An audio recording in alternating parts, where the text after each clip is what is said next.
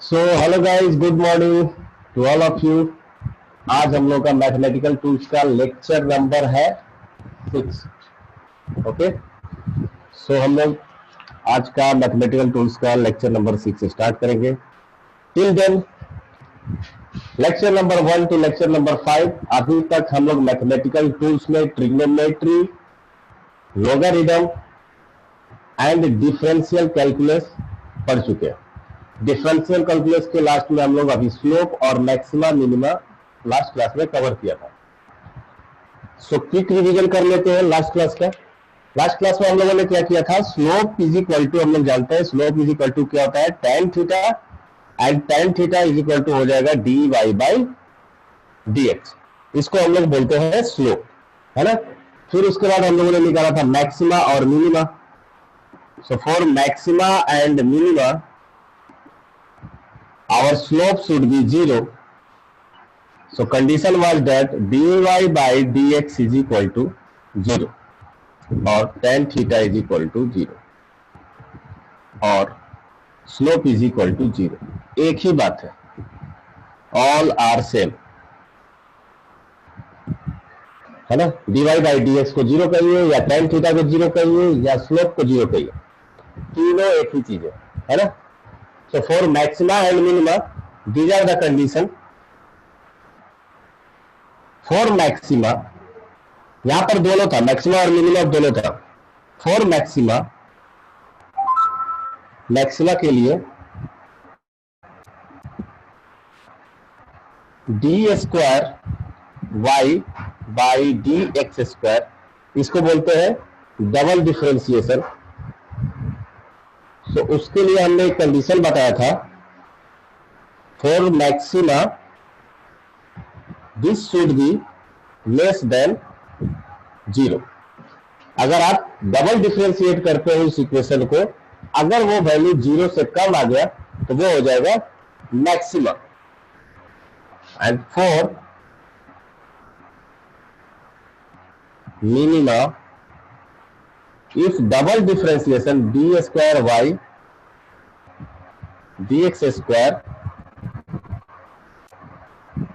is greater than 0।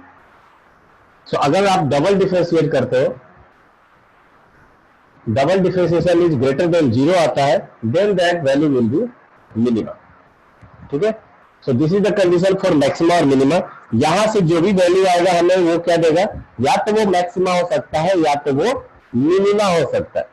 But maxima कौन होगा और मिनिमा कौन होगा ये हमें पता चलेगा कब, जब आप डबल डिफरेंशिएट करोगे तब। ये कैसे आता है वो भी मैं आपको बता देता हूं। लेट्स से हमारा जो एग्जांपल था कुछ ऐसा था, स्लोप। अगर यहां पर this is your Y axis and this is your X axis, इसका मतलब यहां पर कितना हो गया, slope is equal to 0। This point S is equal to 0, है ना। मैक्सिमा पॉइंट से जस्ट पहले किसी भी पॉइंट पर अगर मैं स्लोप निकालता हूं तो ये स्लोप कुछ ऐसा आ जाएगा। सो ये थीटा लेस देन 90 डिग्री होगा, theta will be less than 90 degree. और हमने पढ़ा था जब भी हम लोगों ने ये क्वाड्रेंट पढ़ा था, इसको बोले थे ए, इसको बोले थे सी, इसको बोले थे एस और इसको बोले थे टी, CAST, कास्ट रूल। इसका मतलब फर्स्ट क्वाड्रेंट में all trigonometry function will be positive. When theta is less than 90 degree, this slope will be positive. इसका जो स्लोप होगा that slope will be greater than 0। अच्छा, ये मैक्सिमा पॉइंट के just बाद अगर मैं यहां पर किसी पॉइंट पर अगर मैं टेंजेंट ड्रॉ करूं, लेट्स सी यहां पर जो थीटा होगा वो क्या होगा, if this is theta 1, this will be theta 2 and that will be greater than 90 degree। Clear. सो अगर ये थीटा 90 डिग्री से ज्यादा है, इसका मतलब ये कहां आ जाएगा, सेकंड क्वाड्रेंट में आ जाएगा।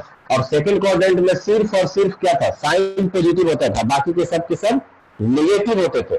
दैट मींस ये जो थीटा 2 की वजह से जो tan थीटा का वैल्यू आएगा that will be the negative value. So इसका स्लोप क्या आ जाएगा, slope will be negative, less than 0। अब अगर आप ध्यान से देखेंगे कि आपका स्लोप कैसे चेंज हो रहा है, जैसे वो मैक्सिमम वैल्यू को अटेंड करने जा रहा है तो स्लोप आपका पहले पॉजिटिव था, फिर 0 हुआ, फिर नेगेटिव हुआ, इसका मतलब स्लोप आपका चेंज हुआ positive to zero and negative, मतलब ये डिक्रीजिंग ऑर्डर में। स्लोप आपका कैसा है, डिक्रीजिंग ऑर्डर में, पहले ज्यादा था फिर जीरो हुआ फिर नेगेटिव हो गया, पहले ज्यादा कम फिर उससे भी कम, है ना। तो ये धीरे धीरे आपका वैल्यू क्या हो रहा है, डिक्रीज होते जा रहा है। That means the rate of change of slope will be negative, और यही तो मैंने लिखा है। डबल डिफरेंशिएशन का मतलब क्या हो गया, डिफरेंशिएशन का मतलब मैंने बताया था रेट ऑफ चेंज, इसका मतलब D Y by D X को क्या बोलेंगे, स्लोप, और इसको फिर से डिफरेंशिएट कर देंगे, इसका मतलब क्या हो गया, rate of change of slope. So rate of change of slope क्या होना चाहिए, नेगेटिव होना चाहिए फॉर मैक्सिमा, जो कि यहां से पता चलता है। तो जब भी आपको कंफ्यूजन है इस तरह के किसी कब इसमें पॉजिटिव लेंगे, मतलब कब ग्रेटर देन जीरो लेंगे, कब लेस देन जीरो लेंगे, तो आप ये फिगर को याद कर सकते हो, है ना। आपके ध्यान में ऐसा होना चाहिए कि ये जो स्लोप है पॉजिटिव, जीरो और नेगेटिव, है ना, इस तरह का आप साइन बना लो, पॉजिटिव, जीरो और नेगेटिव। अगर ये फिगर याद होगा, या आप अगर अपने माइंड में कैलकुलेट कर पा रहे हो, माइंड में रिमाइंड कर पा रहे हो कि स्लोप हमारा कैसा होना चाहिए था, पहले ऐसा आता है फिर पैरेलल हो जाता है एंड फिर ऐसे सेकंड क्वाड्रेंट में चला जाता है, दैट मीन्स पॉजिटिव से जीरो फिर negative. So rate of change of slope क्या हो जाएगा, नेगेटिव।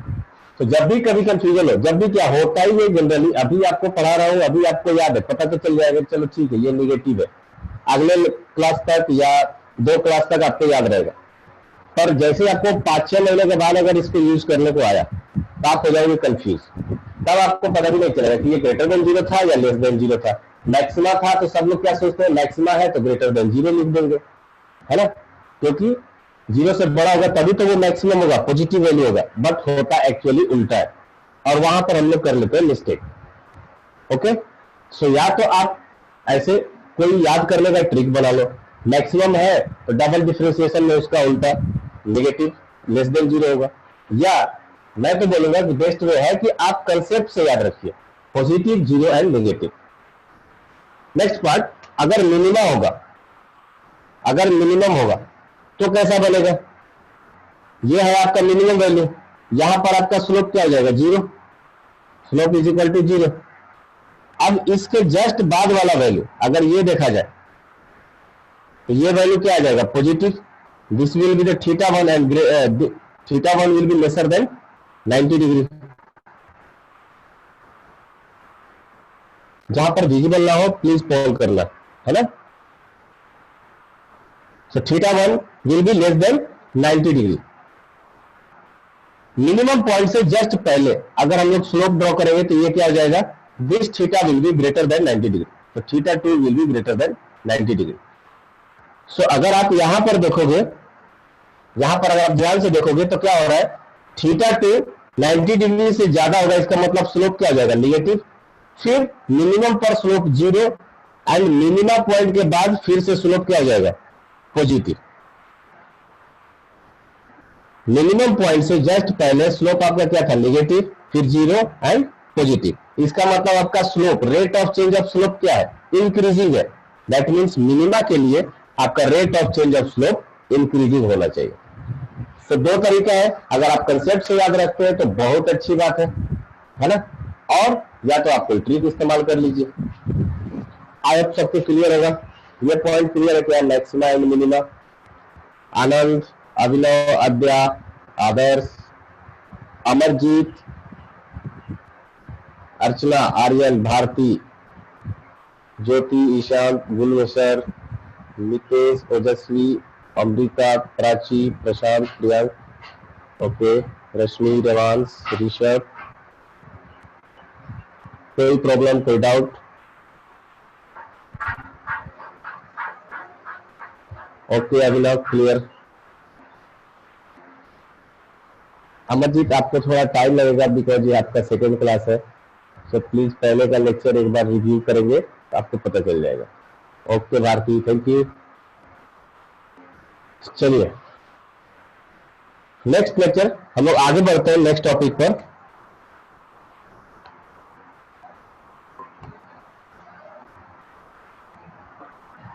अमरजीत, ये बेसिकली क्या था, रिवीजन क्लास था, है ना।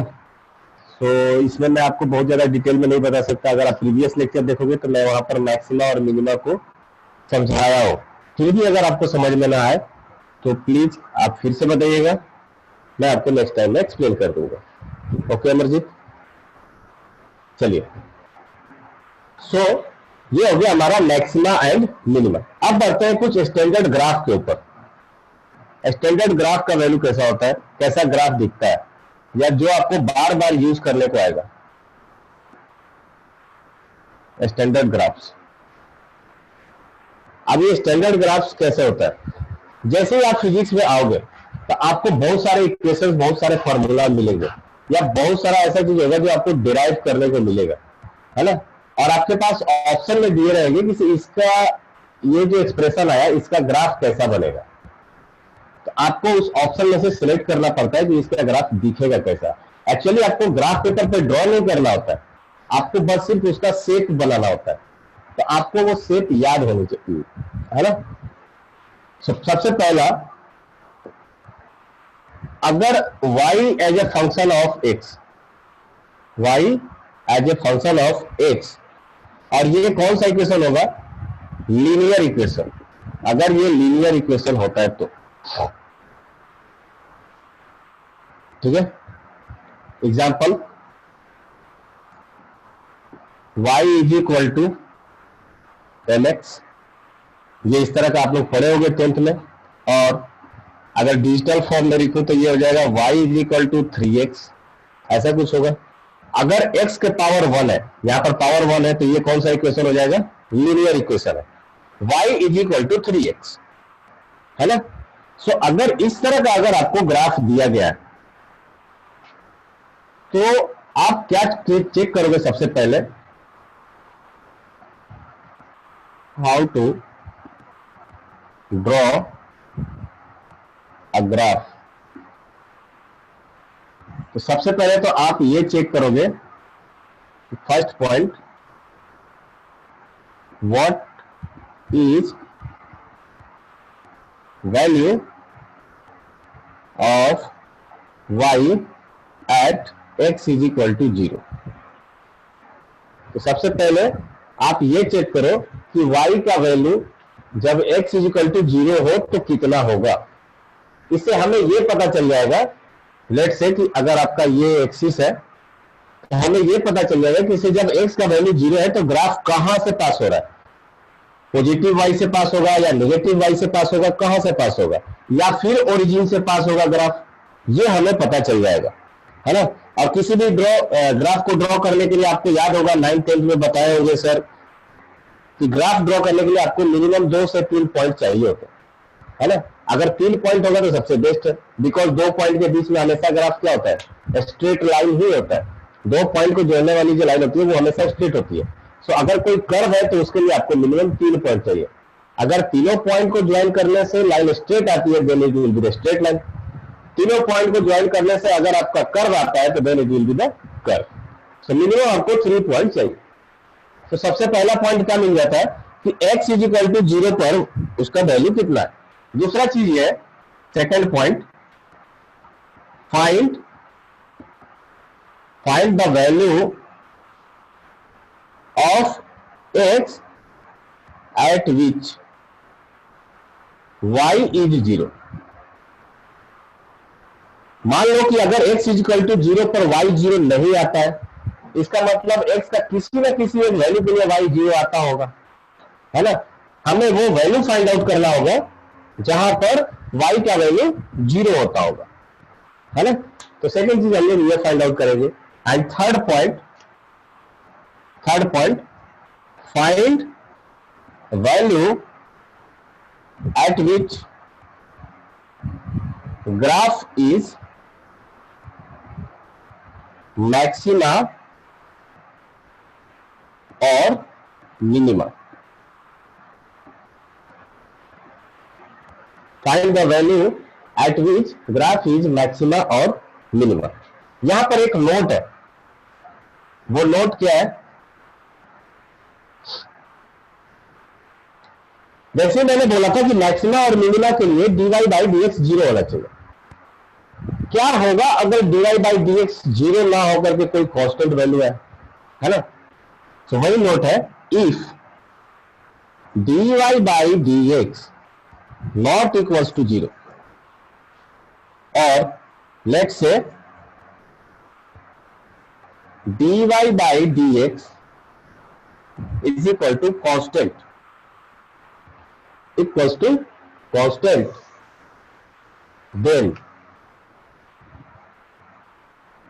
then मैक्सिमम और minimum will lie at infinity, then maximum और minimum will lie at infinity। ठीक है प्राची, रितेश, ऋषभ, ठीक है, अभिनव, आई होप ये क्लियर होगा। अगर आपको ग्राफ ड्रॉ करना है तो ये 3 पॉइंट आपको ध्यान में रखने होंगे, ठीक है। ओके अद्या, नेक्स्ट आगे बढ़ते हैं। चौथा पॉइंट,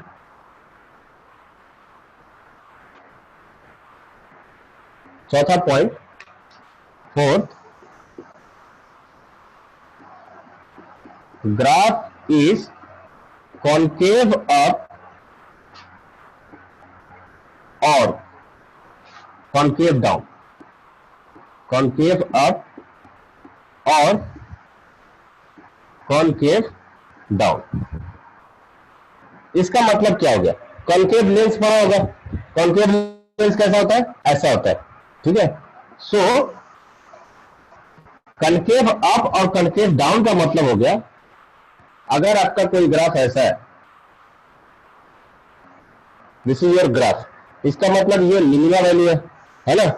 तो इसको हम लोग क्या बोलेंगे? कॉन्केव अप, ऊपर की तरफ है तो इसको हम लोग बोलेंगे अप। दूसरा कैसा ग्राफ बन सकता है? अगर आपका वैल्यू मैक्सिमा है तो आपका जो ग्राफ बनेगा वो कैसा बनेगा? Concave down, concave down. So this is for the maxima, graph will be concave down. For minima, graph will be concave up. Okay. These are 4 points for drawing a graph. और अगर आपको graph दिया भी है तो आप उस graph को स्टडी करने के लिए, है ना, उस ग्राफ के बारे में स्टडी करने के लिए आपको इन सारे पॉइंट्स पर भी ध्यान देने होंगे कि कब से ग्राफ मैक्सिमम होगा, कब मिनिमम होगा, है ना, इसका स्लोप पॉजिटिव है या स्लोप नेगेटिव है, ये सब आपको फाइंड आउट करने आना चाहिए। आई होप ये क्लियर होगा। सो नेक्स्ट हम लोग स्टार्ट करेंगे जहां से हम लोगों ने छोड़ा था, फॉर द लीनियर ग्राफ। तो लीनियर ग्राफ में अगर जब भी आपका रिलेशन दिया जाए y is equal to mx के फॉर्म में, where m is called slope,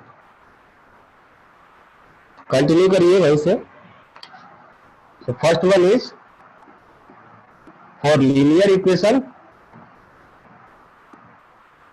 y is equal to m into X, where m is slope. m को क्या बोलते हैं? Slope. Slope is equal to हो गया dy बाई डी एक्स। तो अगर आपका कोई भी ग्राफ लीनियर फॉर्म में दिया गया है तो उसका जो ग्राफ बनेगा, that will be the straight line,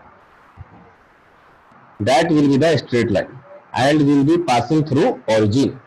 So this is your y axis, this is your x axis, and this is the angle made by positive x axis theta. So this will be your slope, and for slope you can represent over here like this, ऐसे भी slope को represent किया जाता है। So this is your slope and slope is equal to हो जाएगा tan theta। सो इसका जो मैक्सिमम वैल्यू होगा वो मैक्सिमम कहां होगा? Maximum at infinity, minimum at minus infinity. ठीक है, ये कर्व नहीं है, ये स्ट्रेट लाइन है। सो इसका स्लोप क्या आ जाएगा, हमेशा constant. So slope will be, slope is equal to constant, और we can say that dy by dx is equal to constant, ये भी लिख सकते हो, और dy by dx is equal to constant.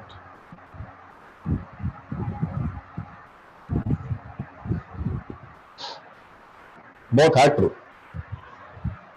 है ना।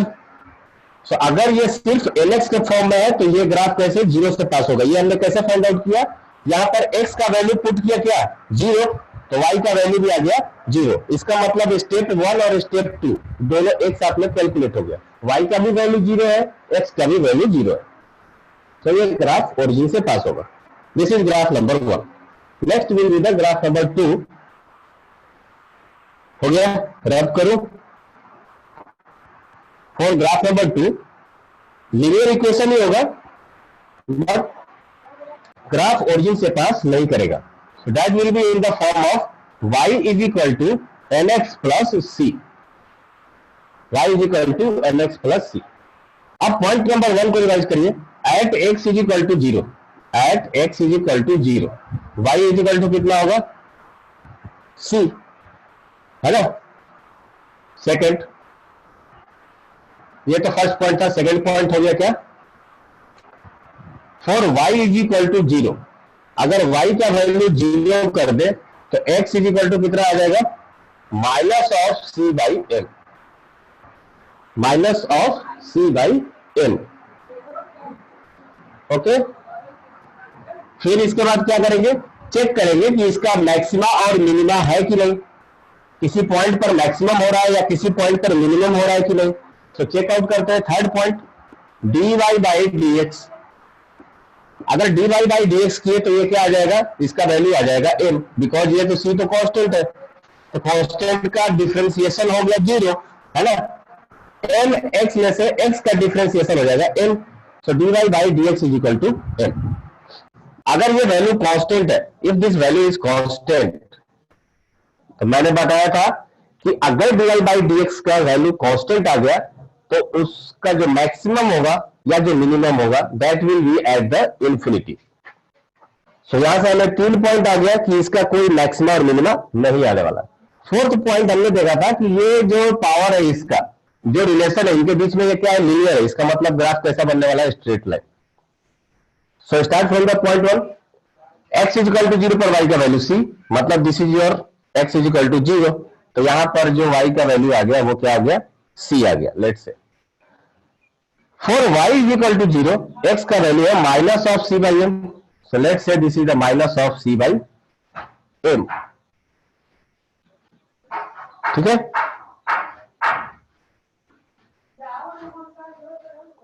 सो इन दोनों को अगर हम लोग ज्वाइन करेंगे तो ये कैसा बन जाएगा, स्ट्रेट लाइन बन जाएगा। Okay, and this will be your slope, maxima will be at the infinity, maximum at infinity and minimum at minus infinity।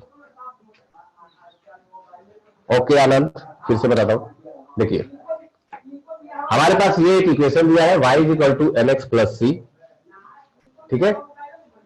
अब हमने 3 मेथड बताए थे कि ग्राफ को रिप्रेजेंट कैसे करते हैं, कैसे ड्रॉ करना है, जिसमें से पहला मेथड क्या था कि find the value of y when x is equal to 0। हमने जब x is equal to 0 put किया तो y का वैल्यू आ गया c। इसका मतलब at x is equal to 0 y का जो वैल्यू आएगा वो कितने के बराबर आ जाएगा, that will be equals to the c। So let's say this point has value c। Second point ये था कि when y is equal to 0, x का value minus of c by m आ रहा है। जब y का वैल्यू यहां पर 0 पुट करेंगे तो x का वैल्यू यहां पर से कितना आ जाएगा, minus of c by m। ये कैसे आ गया, अगर इक्वेशन में हम लोग x इक्वल टू 0 पुट करते तो 0 इक्वल टू क्या लिख देंगे, nx प्लस c, c को इक्वल टू के ये साइड लेकर के आ जाइए तो ये आ जाएगा minus of c is equal to nx, so x is equal to आ जाएगा minus of c by m, है ना।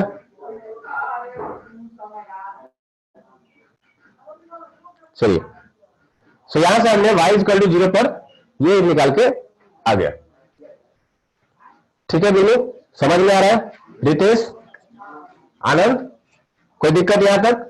अगर ये x का वैल्यू आ गया minus of C by N, so ये आ गया dy। अब ठीक है, नेक्स्ट स्टेप क्या है? अब यदि फिर से बताओ। ओके ठीक है, ये इक्वेशन दिया गया y equal to M X. पहला स्टेप था x इक्वल टू जीरो पर y का वैल्यू फाइंड आउट करिए, तो x equal to zero put किया यहां पर, तो m इंटू जीरो क्या आ जाएगा? जीरो। तो y इक्वल टू आ गया क्या? c। So this is the first step. Second step क्या था? For the y equal to zero what will be the value of x। अगर y का वैल्यू जीरो है तो x का वैल्यू क्या होगा? उसके लिए हमने इस इक्वेशन में y का वैल्यू जीरो पुट किया और इस इक्वेशन को सॉल्व किया, तो यहां से मुझे निकल करके आया x is equal to minus of C by M. ठीक है, so this was the second step. Third step was find the slope. So slope अगर हम लोग फाइंड आउट करते हैं तो स्लोप के लिए क्या करना पड़ेगा? इसको डिफरेंशिएट करना पड़ेगा x के रेस्पेक्ट में। तो वो हमने निकाला dy बाई डी एक्स, जिसका वैल्यू आ गया m। अब m क्या है? m is a constant. Variable क्या था यहां पर? y और x। बाकी m एंड c ये दोनों क्या है? कांस्टेंट टर्म है। सो dy बाई डी एक्स निकाला तो m इज इक्वल टू आ गया कांस्टेंट। अब नोट में मैंने लिखवाया था कि अगर डिफरेंशिएशन का वैल्यू कांस्टेंट आता है तो उसका कोई भी मैक्सिमा या मिनिमा पॉइंट नहीं होगा। अगर मैक्सिमा और मिनिमा पॉइंट नहीं होगा तो मैक्सिमम वैल्यू कितना होगा? That will be the infinity. Minimum value कितना होगा? That will be minus infinity. So अगर यहां पर ये टर्म कांस्टेंट आता है, अगर यहां पर ये टर्म कांस्टेंट आता है, इसका मतलब क्या हो गया? इसका मैक्सिमम वैल्यू इंफिनिटी होगा और मिनिमम वैल्यू माइनस इंफिनिटी होगा। ठीक है, क्योंकि ये रिलेशन लीनियर है तो जो हमारा ग्राफ बनेगा वो कैसा बनेगा? स्ट्रेट लाइन बनेगा। ठीक है, आई होप कि अब क्लियर होगा। अभ्यदीप, आनंद, क्लियर है? ऋषभ, रितेश, गुरुमेश्वर, ओके चलिए, सिद्धि, ठीक है, प्राची, अद्या, ओके चलिए फिर नेक्स्ट आगे बढ़ते हैं। सो ये हो गया for the linear equation. Thank you Bharti. Second one is, sorry third one is for quadratic equation. For quadratic equation, अगर क्वाड्रेटिक इक्वेशन दिया गया है, अगर कोई आपको क्वाड्रेटिक इक्वेशन दिया गया है y is equal to X square plus B X plus C, quadratic equation ऐसा ही होता है ना? सो इसका जो ग्राफ होता है वो आपका ग्राफ कुछ इस तरह से होगा, कर्व हो जाएगा, है ना? तो क्वाड्रेटिक इक्वेशन का ग्राफ ऐसा होता है। ठीक है, आपका ग्राफ ऐसे भी हो सकता है, ऐसे भी हो सकता है, क्योंकि इक्वेशन क्वाड्रेटिक है तो इसके दो सॉल्यूशन होंगे, है ना? मतलब x का दो वैल्यू आता है, ये आप लोग 10th में पढ़ चुके हो। सो x के दो वैल्यू के लिए y का वैल्यू क्या आ जाएगा? जीरो। ठीक है, that could be the minimum, that could be maximum, I don't know. So आपको याद सिर्फ इतना रखना है कि क्वाड्रेटिक इक्वेशन का ग्राफ जो है वो कर्व बनता है, पैराबोलिक शेप का बनता है। तो ये जो शेप है इसको हम लोग क्या बोलते हैं? Parabolic shape, parabolic shape. ठीक है, और ज्यादा आपको ज्यादा याद रखने की जरूरत नहीं है। बाकी आपको मैंने बताया कि ग्राफ रीड कैसे करते हैं, तो वो आप फाइंड आउट कर सकते हो बाय दिस मेथड। क्लियर? कैसे फाइंड आउट करोगे?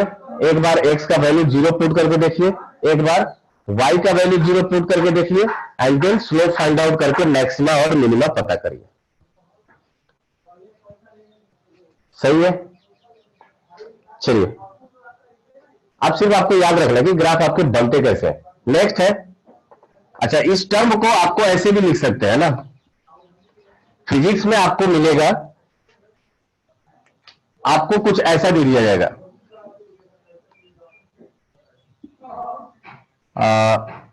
y is directly proportional to are square.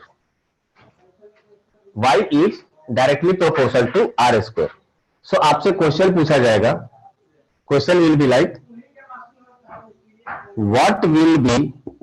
what will be shape of graph.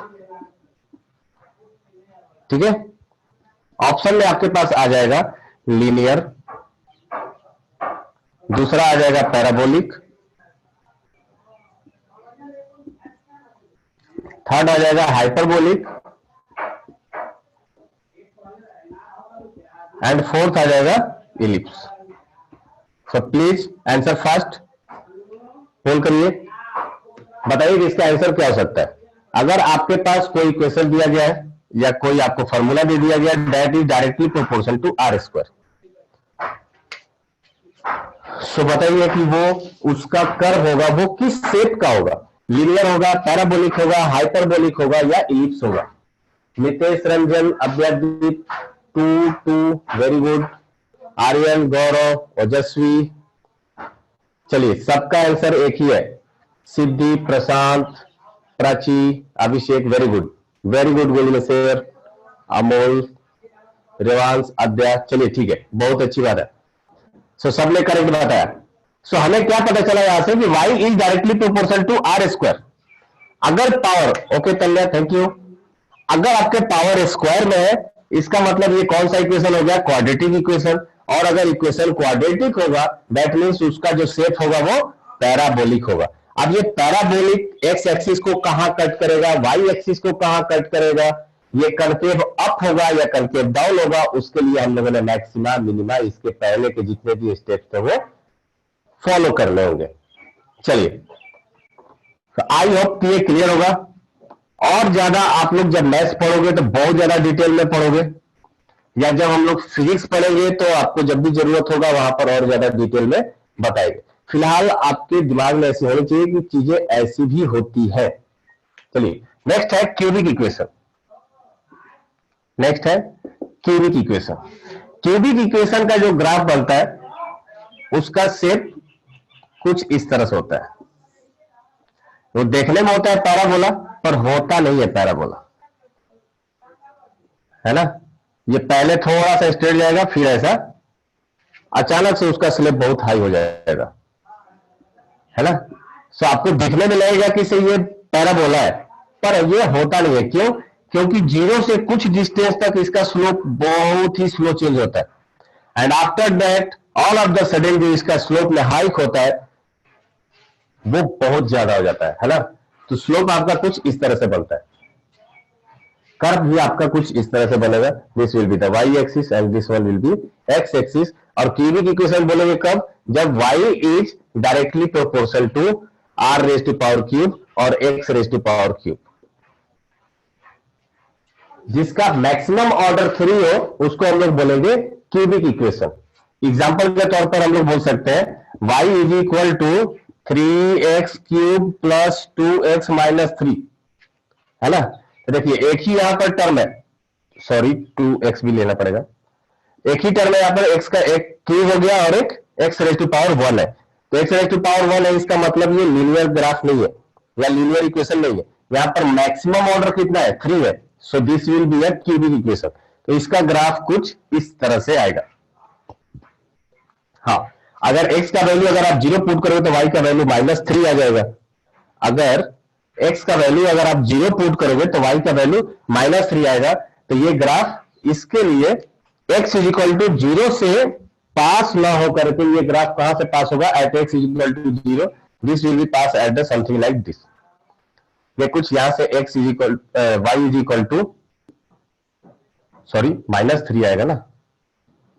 सो -3 ये ग्राफ कुछ यहां से या तो ऊपर जा सकता है या तो ग्राफ नीचे आ सकता है ना। सो ये अपने को पता नहीं चलता है। ये आप लोग फाइंड आउट कैसे करेंगे? जब हम लोग वंस अगेन फिर से इसको डिफरेंशिएट करेंगे, तब जब इसका स्लोप फाइंड आउट करेंगे तब।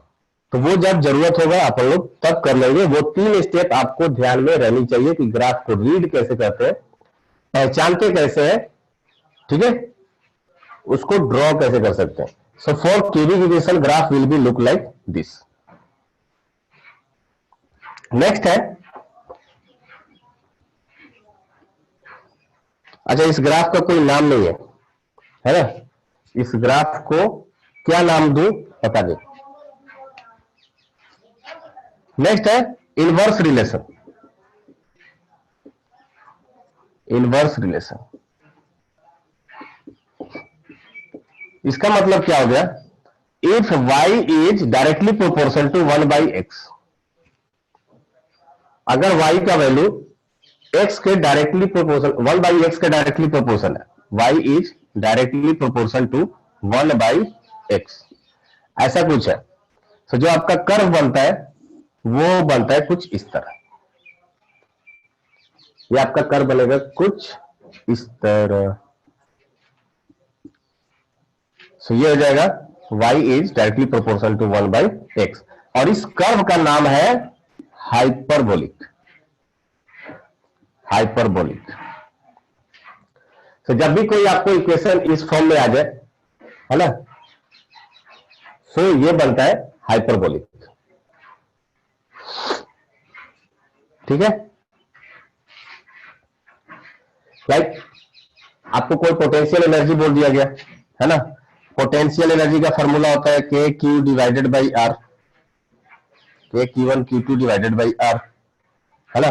तो ये टाइम तो कांस्टेंट है, वेरी क्या कर लेगा? पोजीशन। इसका मतलब यहां से क्या हो जाएगा? U is directly proportional to 1/r। तो इसका ग्राफ कैसा बनेगा?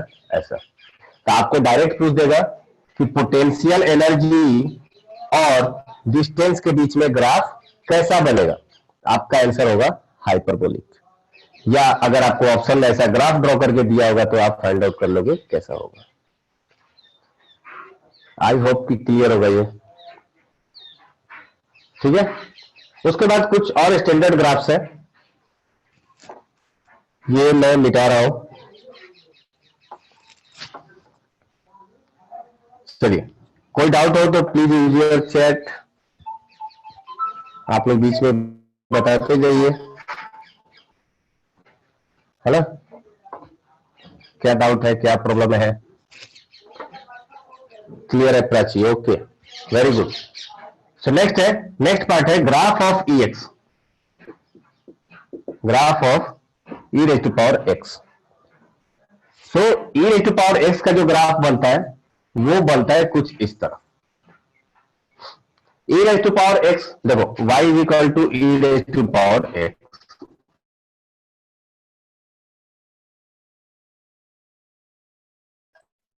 है ना? अगर ये, तो हमें ये पता होना चाहिए कि ई रेज टू पावर एक्स का वैल्यू जीरो कभी नहीं होता है, मतलब y का वैल्यू कभी जीरो नहीं होगा। सो ये ग्राफ अगर x का वैल्यू माइनस इन्फिनिटी की तरफ जाए तो ये ग्राफ कुछ इस तरह से हो जाएगा, जो कि आपको लगेगा कि इसका वैल्यू जीरो होगा, आपको लगेगा कि इसका वैल्यू जीरो होगा, पर होता नहीं है ना? और जब x का वैल्यू पॉजिटिव में इंक्रीज करते जाएंगे तो ये y का वैल्यू इनफाइनाइट को टच करेगा। सो इसका भी कोई मैक्सिमम पॉइंट नहीं होता है, कोई मिनिमम पॉइंट नहीं होता है। ठीक है? और x is equal to zero पर हमें पता है कि किसी भी चीज का पावर अगर जीरो हो तो उसका वैल्यू कितना होता है? 1। So for x is equal to zero, this value will be 1। This is 0,0। ठीक है? So y is equal to E raise to power x, 0,0 पर e का वैल्यू आता है 1। Similarly graph of log x, ठीक है,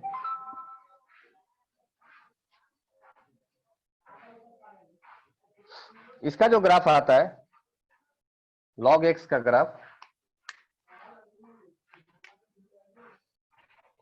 ये कुछ इस तरह से होता है।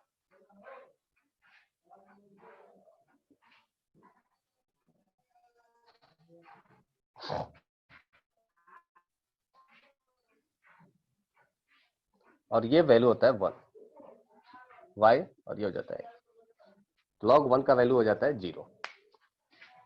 x का वैल्यू log में कभी निगेटिव नहीं हो सकता है, मतलब log ऑफ माइनस एक्स हो ये पॉसिबल नहीं है।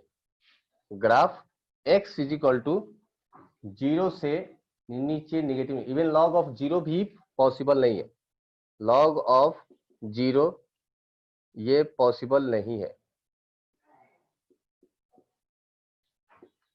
नॉट पॉसिबल, है ना। तो log माइनस एक्स और जीरो के लिए पॉसिबल नहीं है। अगर log जीरो होगा तो उसका वैल्यू माइनस इंफिनिटी हो जाएगा। तो ये हो गया उसका ग्राफ, ठीक है।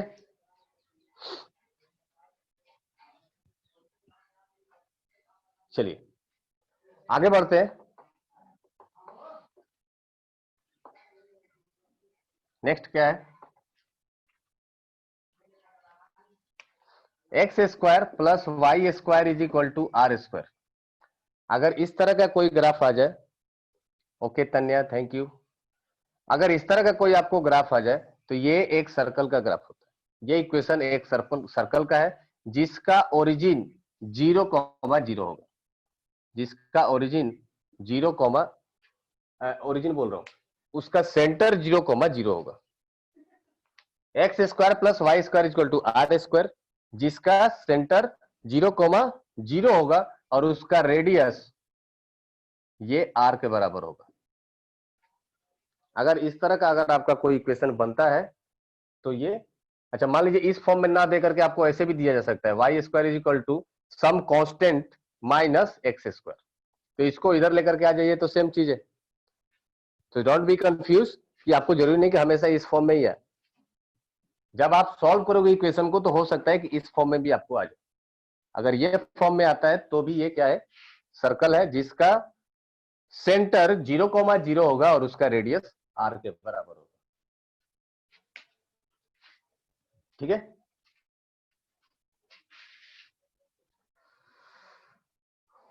नेक्स्ट है इलिप्स।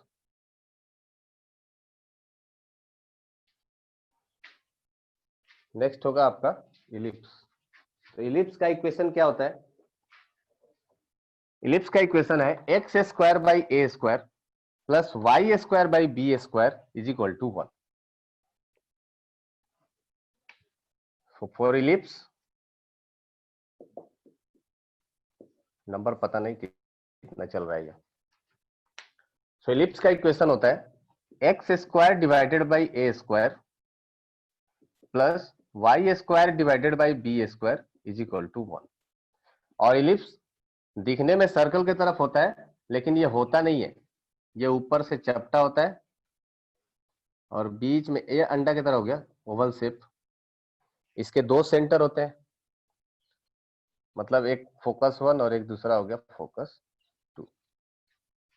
तो ये हो गया इलिप्स। तो आपको इसमें बहुत ज्यादा डिटेल में नहीं जाना है। अगर इस तरह का अगर आपको इक्वेशन आता है तो सिर्फ आपको पता होना चाहिए कि the shape of graph will be elliptical, shape of graph will be elliptical. Yes Anand, से अगर X square by A square plus Y square by B square is equal to 1, अगर इस तरह का इक्वेशन आपको आता है तो इस तरह का इक्वेशन का जो कर्व होता है वो इलिप्टिकल शेप का बनता है ना।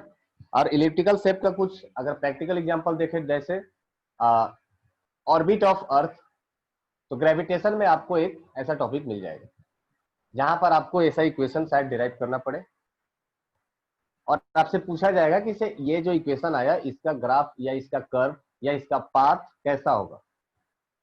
एक ही चीज है, पाथ कहिए, कर्व कहिए, ग्राफ कहिए, जो भी कहिए, ये सब एक ही पाथ है। तो अगर पाथ भी पूछता है तो इसका पाथ कैसा हो जाएगा, that will be the elliptical, है ना। Yes Harish, Kepler planetary motion, very well done. Yes आपको तो पता ही है, ठीक है। तो इस तरह का इक्वेशन आपको आने वाले समय में फिजिक्स में मिलेंगे, इक्का दुक्का ही मिलेगा पर उतना ही काफी है। तो आपके लिए इंपॉर्टेंट क्या है, वो है quadratic equation, cubic equation, inverse relation, है ना। ये सबसे ज्यादा आपको यूज में आएंगे, ये इक्वेशन सबसे ज्यादा यूज में आता है, तो वो आपको अच्छी तरह से याद होनी चाहिए, ठीक है। यहां तक सबको क्लास क्लियर है? रितेश अद्या, आनंद, आदर्श, अर्चना, ज्योति, सबको क्लियर है ये क्लास अभी तक? सो आप लोग नेक्स्ट टॉपिक पर बढ़ते हैं। रश्मि, प्रियांक, चलिए अगले टॉपिक पर बढ़ते हैं। गुलमिश्र, भारती, अपना नया टॉपिक होगा that will be the integration. Okay Prashant, so next topic will be integration. Integration हम लोग डिफरेंशिएशन पढ़ चुके हैं। डिफरेंशिएशन में मैंने बताया था कि सबसे पहला काम होता है उसको तोड़ना, है ना। मतलब हम लोग पहले ही किसी चीज को तोड़ चुके हैं, छोटे छोटे टुकड़ों में तोड़ चुके हैं। अब तोड़ दिए तो जोड़ना भी पड़ेगा, है ना। तो जिस चीज को हमने तोड़ा था उस चीज को वापस से जोड़ेंगे, उस चीज को हम लोग क्या बोलेंगे? इंटीग्रेशन, है ना। सो इसको हम लोग बोलेंगे जोड़ना। जोड़ो उसको। तो सबसे पहले क्या किया था? एग्जाम्पल के तौर पर हमने एक रॉड लिया था, रॉड को छोटे छोटे टुकड़ों में डिवाइड किया था। एक टुकड़े का लेंथ था, सबसे छोटा मान लो वो था dh। ऐसा अगर इनफाइनाइट टुकड़े कर देंगे, है ना। अब उल्टा है। Rishabh, question on graph, I don't think that is required, है ना। टिल डेट अभी आपको जरूरत नहीं है इसकी। बस सिर्फ आपको शेप याद रखना है, आपको ग्राफ ड्रॉ नहीं करना है। आप शेप याद रखें, कंसेप्ट याद रखें, आपको ग्राफ ड्रॉ करने के लिए नहीं बोला जाएगा, ठीक है। एंड विल सी, जैसे ही हमें रिक्वायर्ड होगा। ओके ऋषभ, ठीक है। सो अभी आपको क्या दिया गया है? छोटे छोटे लेंथ के आपको टुकड़े दिए गए हैं, है ना। अब आपको एक रॉड बनाना है। इसका मतलब आपको क्या करना है? इंटीग्रेट करना। इंटीग्रेट मतलब ये। तो this is the symbol of integration, ठीक है। इंटीग्रेशन दो टाइप का होता है, एक होता है इनडिफिनिट और एक होता है definite integration. So there are two type of integration. First one is indefinite and definite. तो इंटीग्रेशन को दो पार्ट में डिवाइड कर लीजिए, इनडिफिनिट इंटीग्रेशन, इनडिफिनिट इंटीग्रेशन, और दूसरा हो जाएगा डिफिनिट इंटीग्रेशन।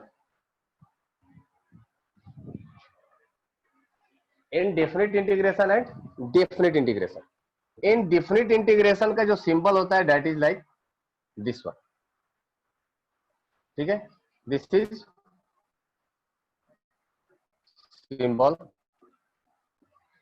और डेफिनिट इंटीग्रेशन का जो सिंबल होता है वो भी कुछ इससे मिलता ही जुलता होता है, बट साथ में एक लिमिट लगा होता है। इसको हम लोग बोलते हैं लोअर लिमिट, और इसको हम लोग बोलते हैं अपर लिमिट। ये लिमिट क्यों लगा होता है? अगर मान लीजिए कि किसी भी चीज का जोड़ना है अप टू सर्टेन लेंथ, है ना। जैसे एग्जांपल के तौर पर मैं आपको बताऊं, अगर आपको रॉड को जोड़ना था, ये हमारा रेफरेंस पॉइंट है 0,0, है ना। तो आपको इस रॉड को जोड़ना है from the distance r to distance l,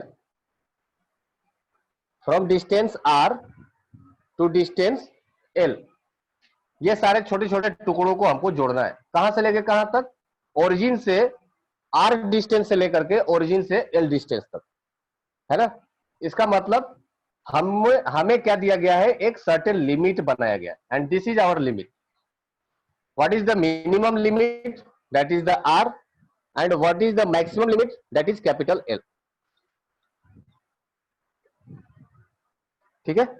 so what is the minimum limit? That is r, and maximum limit is L।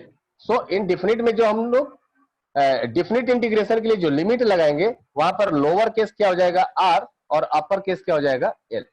इसी को हम लोग बोलते हैं डिफिनिट इंटीग्रेशन। और जब कोई लिमिट नहीं हो तो उसको हम लोग बोलेंगे इनडिफिनिट इंटीग्रेशन। ठीक है। तो जो भी आप डिफरेंशिएट कर चुके हो, अगर उसको इंटीग्रेट करोगे तो वही फंक्शन से वापस आ जाएगा। ये हो गया दो टाइप। उसके बाद ये पॉइंट है, let's say d by D x of कोई भी फंक्शन है capital f of x is small f of x. तो मान लीजिए ये जो फंक्शन है स्मॉल एफ ऑफ एक्स, ये कैपिटल एफ ऑफ एक्स का डिफरेंशिएशन है, ठीक है। Then integral of small f of x into D x is equal to capital f of x.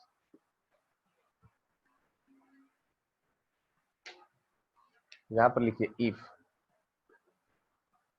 यहां पर लिखिए देन अगर किसी भी फंक्शन का डिफरेंशिएशन एफ ऑफ एक्स है, देन उसी फंक्शन का इंटीग्रेशन आपका हो जाएगा capital f of x, means vice versa is true. Okay, तो यही होता है इंटीग्रेशन का मतलब।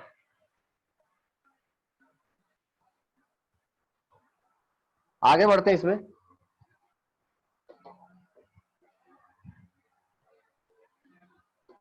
मान लीजिए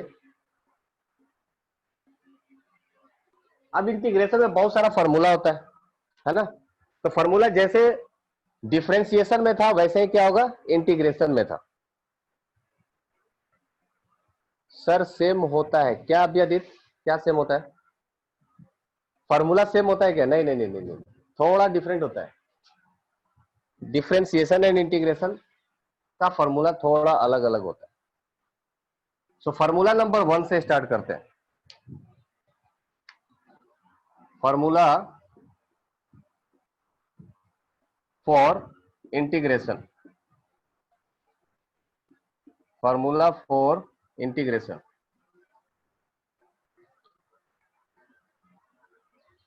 फर्स्ट वन हो जाएगा integration of C into D X, C into D X. So अगर कोई भी कांस्टेंट टर्म हो,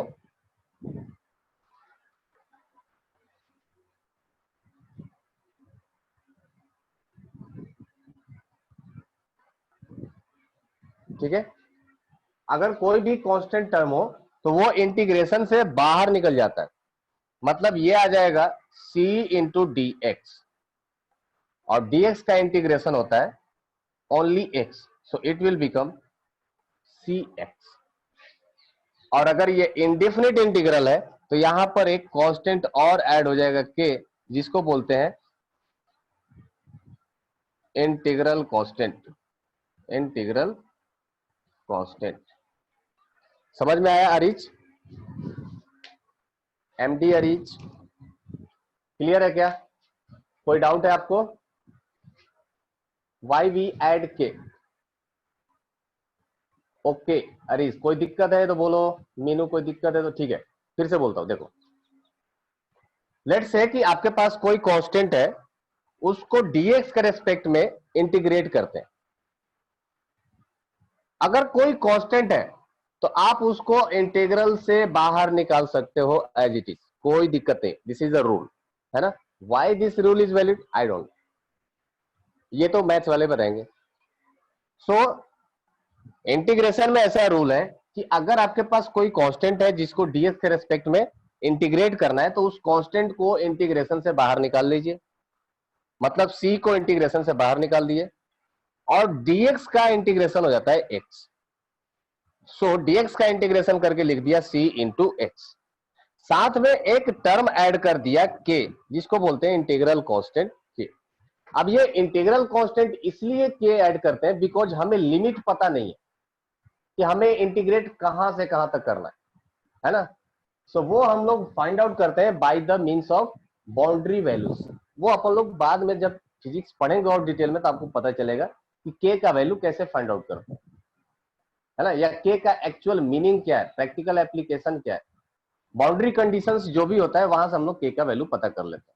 k हमें इसलिए लगाना पड़ता है because this is indefinite, I don't know the limit of the integration, कि स्टार्ट कहाँ करना है, खत्म कहाँ करना है ना। इसलिए हमें एक इंटीग्रल कांस्टेंट लगाना पड़ता है अगर आपका इंटीग्रेशन इनडिफिनिट हो तो, और अगर डिफिनिट होता है तो फिर ये के लगाने की जरूरत नहीं है।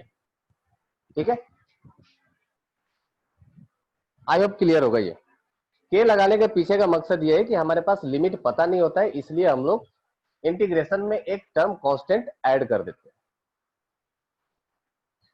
चलेगा। नेक्स्ट, सेकेंड, अगर आपके पास integration c into X into D x है, हाँ बिल्कुल बिल्कुल बिल्कुल, एग्जाम्पल कराएंगे भाई। ओके दोस्त रेवांश, कराएंगे example. Supriya Shekhar, okay good question. हमें कैसे पता चलेगा कि ये इंटीग्रेशन इनडिफिनिट है या डिफिनिट है? अब देखो, ये तो मैं अभी तो आपको नहीं बता सकता कि ये आपको कैसे पता चलेगा, लेकिन जब आप क्वेश्चन सॉल्व करोगे, है ना, तब आपको वो क्वेश्चन से ही पता चल जाएगा कि ये डिफिनिट है या इनडिफिनिट, है ना। जैसे अगर आपको फाइंड आउट करना पड़े gravitational force due to a rod, एक एग्जांपल मैं बोल रहा हूं, ध्यान से सुनो, है ना, सुनो ध्यान से। Find the force due to a rod at a point r, find the force due to a rod at a point r on its equatorial axis या on its horizontal axis, है ना, whose mass is m, length of rod is l। ठीक है, सो अभी ये figure देख करके आपको पता चल जाएगा कि जब भी हम लोग इंटीग्रेशन करेंगे, जितना बड़ा रॉड है उतना ही तो मास को ऐड करना पड़ेगा या उतना ही बड़ा इंटीग्रेशन करना पड़ेगा। सो यहां पर अपने को लिमिट पता है, r से लेकर के r प्लस l तक, ये लिमिट पता है। ठीक है, कोई कोई आपको एग्जांपल ऐसा मिल जाएगा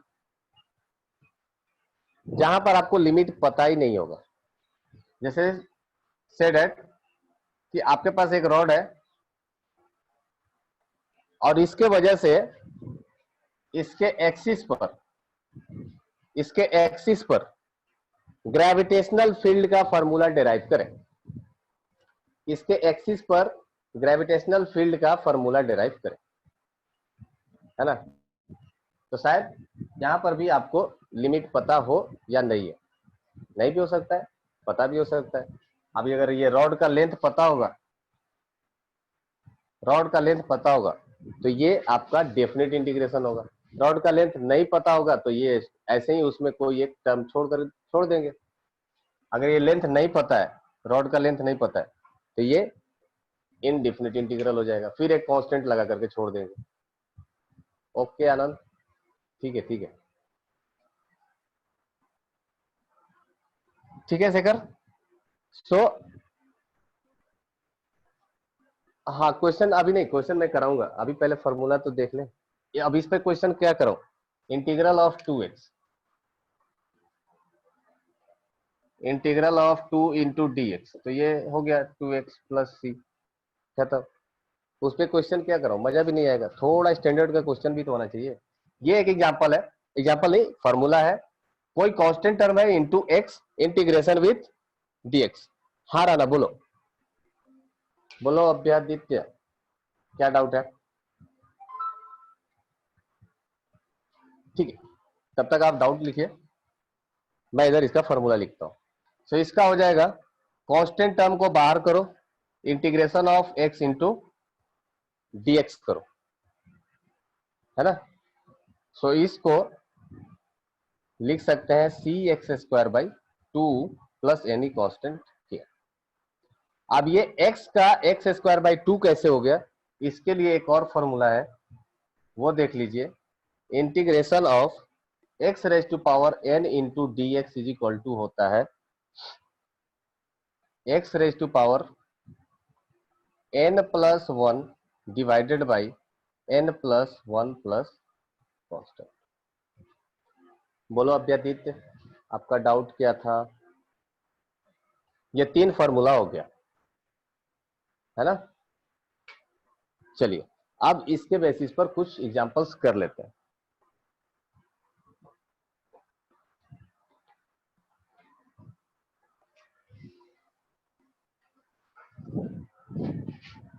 ओके अभ्यादित, मैं आपको अनम्यूट कर रहा हूं।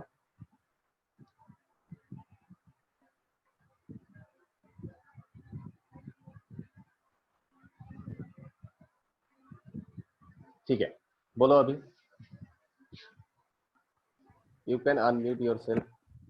सर पहले 2x+2 को हम डिफरेंशिएशन करेंगे, फिर उसके बाद उसका इंटीग्रेशन करेंगे, तो फिर सेम फॉर्म में आ जाना चाहिए ना। तो फिर उस बेसिस पे क्वेश्चन सर। एक मिनट, 2x+2 को, हाँ सर, हम जब उसको डिफरेंशिएशन करेंगे, फिर उसके बाद अगर उसका ठीक है, इंटीग्रेशन कर फिर उसके बाद ओके अगर ओके, उसका इंटीग्रेशन करते हैं तो फिर सेम फॉर्म में आना चाहिए ना।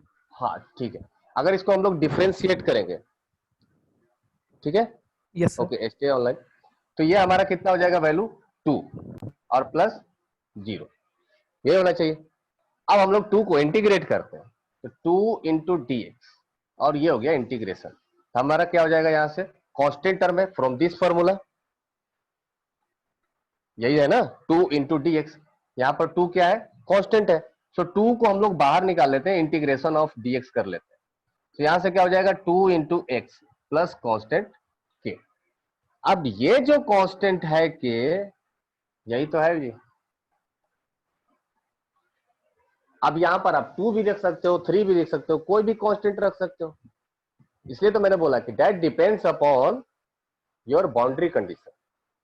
अगर x इज इक्वल टू 0 पर, अगर 2x y is equal to function क्या था, 2x+2, आपके पास फंक्शन क्या था, y is equal to 2x+2। इसका मतलब यहां से हमें क्या पता चला कि at x is equal to 0 y is equal to 2 होना चाहिए। At x is equal to 0 y is equal to 2 होना चाहिए, बराबर है ना। ठीक है, अब ये मेरे पास इंटीग्रेशन आया 2x प्लस के, हमारे पास इक्वेशन क्या आ गया 2x प्लस के।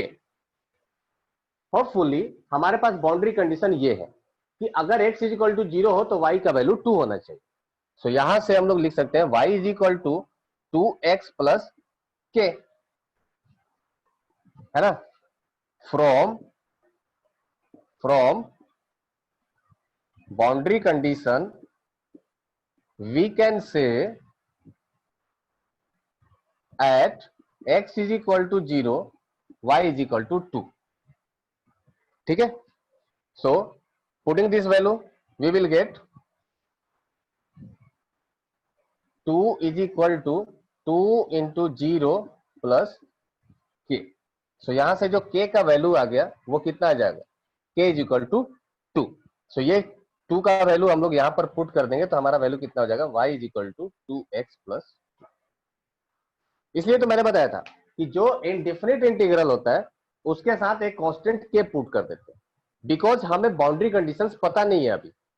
जैसे ही आपको बाउंड्री कंडीशंस पता चल जाएगा, आप के का वैल्यू फाइंड आउट करो और उसको वहां पर सब्स्टिट्यूट कर दो, वो एक कांस्टेंट टर्म होगा। और वो आपको कैसे पता चलेगा, जब आपको बाउंड्री कंडीशंस पता होंगे तब।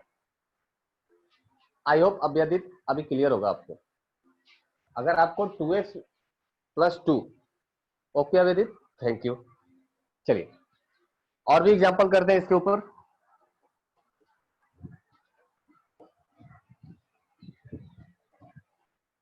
चलिए next example, let's say example number 1, सबसे बेसिक, सबसे छोटा नन्ना सा मुन्ना सा integration of x² into D x क्या होगा। सो हम लोग यूज करेंगे formula x⁻n into D x is equal to, formula क्या था, x⁻n+1 डिवाइडेड बाई n+1। मतलब जो पावर x के पावर में ऊपर होगा वही उसी से डिवाइड कर देंगे। Okay let's see. सो यहां पर n की जगह क्या है 2। Okay Aryan very good. So यहां से आ जाएगा x⁻3 divided by 3 plus k, है ना। सबको क्लियर है। अच्छा इसको डिफरेंशिएट करके चेक करो तो क्या ये आता है क्या, ये जो टर्म है इसको डिफरेंशिएट करके चेक करते हैं क्या ये आता है क्या। सो इसको जब डिफ्रेंशिएट करेंगे ये वाले टर्म को, तो इसका डिफ्रेंशिएशन हो जाएगा 3x² divided by 3 plus constant term का डिफ्रेंशिएशन 0, 3 से 3 कैंसल, तो ये आ गया x²। एक राज की बात बताऊं क्या आपको, जब आप मैथ्स में पढ़ोगे ना इंटीग्रेशन, इंटीग्रेशन जब टफ लगने लगता है और जब जेई का एग्जाम देने जाते हैं, आपको ऑप्शन में 4 आते हैं, है ना, सबको डिफ्रेंशिएशन आसान लगता है देन ऑफ इंटीग्रेशन। तो आपसे एग्जांपल पूछा जाएगा what will be the integration of this one, तो बेस्ट वे क्या है कि 4 एग्जांपल दिया ना, उसको डिफ्रेंशिएट कर दो, इन्हीं चारों में से कोई एक होगा ना उसका इंटीग्रेशन, ठीक है। तो vice versa is also true, जो आप इंटीग्रेट करते हो आप उसको डिफ्रेंशिएट करके चेक कर लो कि हमारा इंटीग्रेशन सही है या गलत, ठीक है। एक और एग्जांपल करते हैं, integration of x raise to power -2 into dx, x raise to power -2 into dx। अगर ऐसा होगा तो क्या हो जाएगा, फॉर्मूला यूज करेंगे x raise to power n+1, n is equal to कितना है -2, इसका मतलब -2 + 1 डिवाइडेड बाई -2 + 1 + k। तो ये क्या हो जाएगा, x raise to power -1 divided by -1 plus k। अब -1 को हम लोग क्या लिख सकते हैं, okay, so minus of x raise to power -1 plus k, और यहां से हो जाएगा 1/x प्लस k।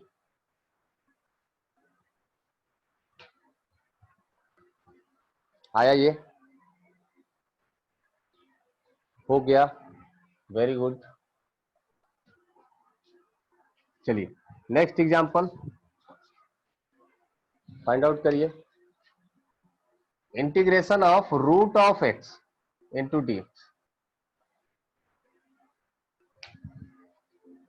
हाँ माइनस छूट गया, minus of 1/x, thank you गुल में सर। तो माइनस ऑफ 1/x, इसका इंटीग्रेशन करिए, देखिए कितना आता है, ज्यादा समय नहीं है, do it fast. Root of x का हम लोग सिंपल फॉर्म में कैसे लिख सकते हैं, रूट मतलब होता है पावर 1/2। जिनको आता है वो सॉल्व करें, जिनको नहीं पता है उनको मैं थोड़ा हिंट दे दूं। हिंट क्या है, आप इसको लिख सकते हो x raise to power 1/2 into d. So -1/2 x into D x, कुछ ऐसा कुछ आया किसी का, तो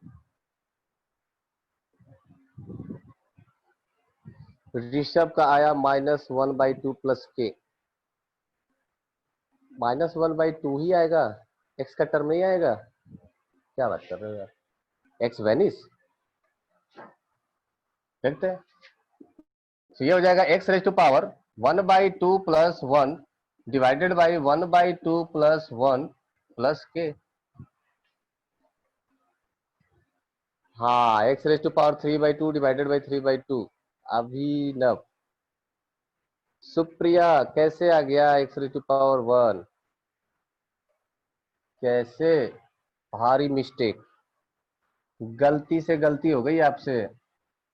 x रेज टू पावर 1/2 है, अगर इसमें 1 ऐड करेंगे तो ये कितना हो जाएगा, x raise to power 1/2 plus 1, ये हो जाएगा 3/2 divided by 3/2 plus k।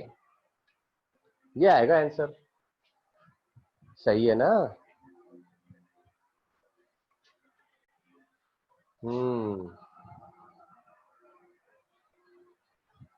So answer ये हो जाएगा, दिस इज करेक्ट। मैच कर लीजिए होता है या नहीं। Next example, integration of x raise to power -1 into dx।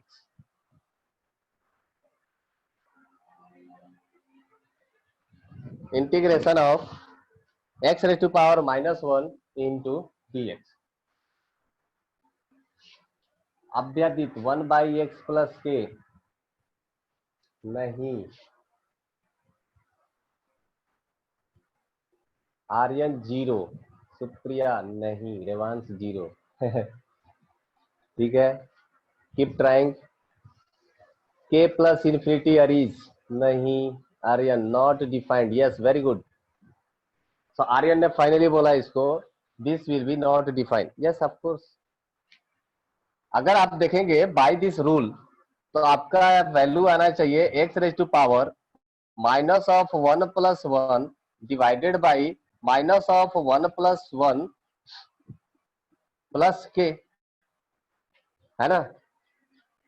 अब किसी भी चीज का divided by 0, anything divided by 0 is not defined, है ना। Anything divided by 0 is not defined, है ना। तो क्या इसका डिफरेंशिएशन इंटीग्रेशन पॉसिबल नहीं है? तो इसके लिए आप इसको स्टार मार्क कर लीजिए, और इसका एक अलग से फॉर्मूला है, integration of x raise to power minus 1 dx और इंटीग्रेशन ऑफ 1/x, इसको 1/x भी लिख सकते हैं, इज इक्वल टू होता है ln x प्लस के, ln x प्लस के, ठीक है। सो यहां पर ये फॉर्मूला वैलिड नहीं है, इसके लिए आपको एक अलग से फॉर्मूला याद करना पड़ेगा, that is x raise to power, this is formula number 4, x raise to power minus 1 का ये फॉर्मूला होता है। आनंद ठीक हो, जागते रहो, ठीक है। सुप्रिया, ऋषभ, ओजस्वी, ज्योति, ओके आनंद, ठीक है। चलिए, अभिषेक, अभ्यादीत, सब क्लियर है?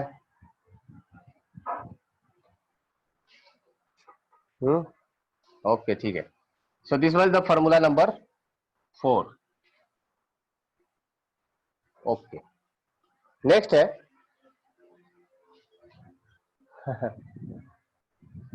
सुप्रिया, एल क्यू फॉर्मूला है, याद कर लो। अब इसमें क्या बताऊं क्यों, फिजिक्स थोड़ी है कि मैं आपको रीजन दे सकता हूँ क्यों होता है, बस एल होता है। अब आगे जाओगे, आपको अगर जेई की तैयारी करनी होगी तो पता चल जाएगा कि एल क्यों होता है, ठीक है। आनंद अभी रहने देता हूँ, एक और आपको बता देता हूँ, उसके बाद होमवर्क देता हूँ। एल मतलब होता है लॉग बेस ई। अगर आपको एल लिखा गया तो इसका मतलब क्या हो गया, लॉग एक्स बेस ई, यही है। एल एक्स का मतलब ये हो गया, जो एल उस समय पढ़ा था वही एल अब भी है, एल क्या बदल थोड़ी जाएगा। एल पढ़ा ही इसलिए था क्योंकि मैथमेटिक्स में यूज होने वाला है वो। ओके, चलिए नेक्स्ट एक फॉर्मूला है आनंद, मैं आपको सिर्फ वो एक फॉर्मूला बताऊंगा, फॉर्मूला नहीं है यार वो, बस ऐसे ही है। जैसे आपको कोई फॉर्मूला दिया गया है u प्लस वी प्लस डब्ल्यू इंटू डी एक्स, है ना, where u comma v comma डब्ल्यू are function of x, function of x. अच्छा, जब भी मैं ऐसा कोई बोलता हूं फंक्शन ऑफ एक्स, इसका मतलब क्या होता है, फंक्शन ऑफ एक्स का मतलब ये हो गया कि u v और w ये x पर डिपेंडेंट है ना, इसका इक्वेशन कुछ x के फॉर्म में होगा। तो अगर जब भी कोई आपको ऐसा फॉर्म में दिया गया है तो आपका जो इंटीग्रेशन होगा वो आप बाय पार्ट कर सकते हो, मतलब u into D x plus integration of v into D x plus integration of w into D x, ऐसा आप कर सकते हो, ठीक है। बाकी आपको फॉर्मूला सारे वही लगाना। सो एग्जाम्पल, एक एग्जाम्पल कराता हूं इसके ऊपर, integration of x square plus 2x plus 3। अगर ऐसा कोई आपको फॉर्म दिया गया है और इसको इंटीग्रेट करना है dx के रेस्पेक्ट में, तो आप क्या करोगे, integration of x square plus integration of 2x into D x plus integration of 3 into D x. तो इनको बारी बारी से इंटीग्रेट कर लीजिए। एक्स स्क्वायर का इंटीग्रेशन हो जाएगा x cube divided by 3 plus 2x का इंटीग्रेशन हो जाएगा 2x square divided by 2 plus 3 का इंटीग्रेशन हो जाएगा 3x। सो यहां से 2 कैंसिल हो गया। सो ये क्या आ गया X cube divided by 3 plus x square plus 3x। ठीक है, so this will be your answer plus के। So this will be your answer. So इसके बेसिस पर आप कुछ एग्जांपल सॉल्व करेंगे जो मैं आपको एग्जांपल देने जा रहा हूं। That will be your homework. Homework आप लोग सेंड नहीं करते हो, that is very bad, very disappointing man. आप लोगों को होमवर्क बनाओगे तभी तो अच्छा लगेगा यार। तो homework for you all. Example में ओके आर्यन सी, नंबर पता नहीं है, क्या बात कर रहे हो?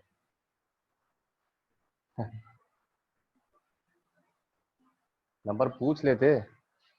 सो example number 1, integration of 3x square plus 2 into D x.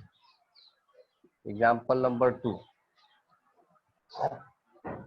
Integration of x raise to power -1 plus 2x minus 3। Example number 3, integration x cube plus 2 into D x. बहुत ही आसान आसान है, सिंपल सिंपल है। Fourth, integration of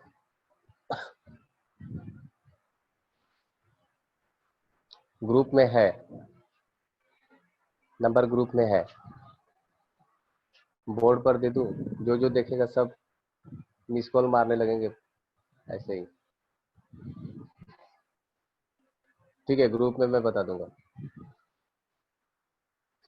x cube plus 2 to d x. Third है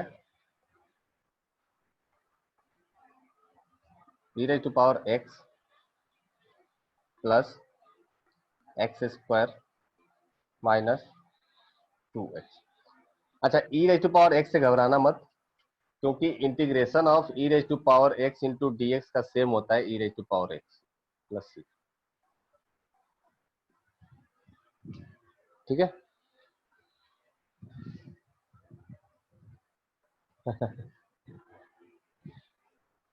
ठीक है। 5, integration of x raise to power 5 plus x 8 into x raise to power 7 plus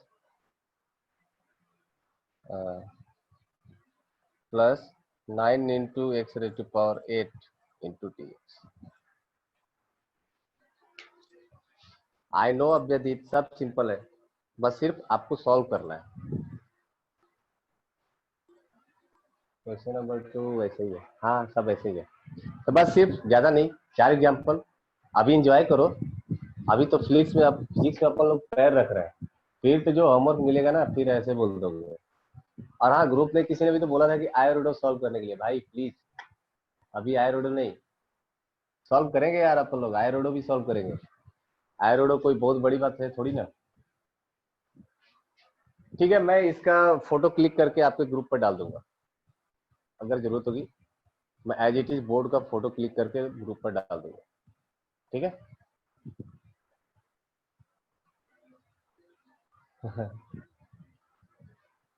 okay, अब मस्ती नहीं, चलो। सो आज का क्लास हम लोग यहीं पर खत्म करते हैं। किसी को कोई तकलीफ हो, कोई परेशानी, तो use your WhatsApp chat. WhatsApp group में आप फोटो क्लिक करके डालिए। Okay, Tanya, thank you. So everyone, take care, stay safe, bye bye.